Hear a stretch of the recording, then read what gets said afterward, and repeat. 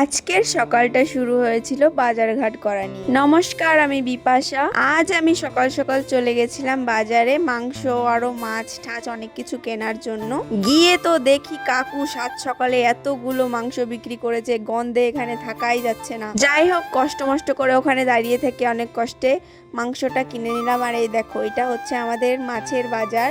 আমার দিদি 100 টাকার মধ্যে দুটো মাছের মাথা আনতে বলেছে, আর এখানে একটা মাছের দামই প্রায় 80 টাকা হয়ে যাচ্ছে। এর জন্য বলছে আমি একটাই নেব, দুটো আর নেব না। মাছের মাথা দিয়ে ডাল, ওফ, আমার তো হেভি লাগে খেতে। সেটা যদি রান্না করা হয় আমার দিদির হাতে, তাহলে তো আর কোনো কথাই হবে না। বাই দ্য ওয়ে, আমার দিদি কিন্তু খুব সুন্দর রান্না করতে পারে। সবকটা দিদি বলে রাখি, আমার 5টা দিদি, আমি 6 নম্বর।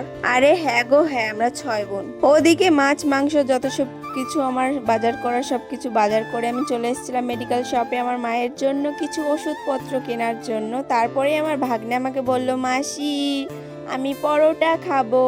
তো চলে গেলাম মিষ্টির দোকানে পরোটা খাওয়ার জন্য। পরোটা খাওয়া শেষ করে চলে গেছিলাম মুদিখানা দোকানে, ডাল ফাল আরো অনেক কিছু আর কি, আমার অত কিছু মনে নেই। তারপরে বাড়ি এসে একটু আমি আমার একটা ফ্রেন্ডের বাড়িতে চলে গেছিলাম। ওখানে গিয়ে কিছুক্ষণ গল্প গুজব করার পরে আমি চলে এসেছিলাম বাড়ি এসে আমি একটু ঘরটা ঝাড় দিয়ে নিচ্ছিলাম। হিহি, দেখেছি আমি কত কিছু কাজ করি। তারপরে আমি একটুখানি চিয়া সিডস ভিজিয়ে রাখছিলাম। আমার কিন্তু চিয়া সিডস খেতে খুব ভালো লাগে, যদিও বা আমি আলসি করে খেতে পারি না রোজ রোজ। ভালো লাগে বাট তাও খেতে पारी ना। फिर हम कुछ जूते ठीक कर रहे थे। तो आज का मेरा व्लॉग यही तक था। मुलाकात होगी अगली वीडियो में। आज के लिए यही तक, टाटा गाइस।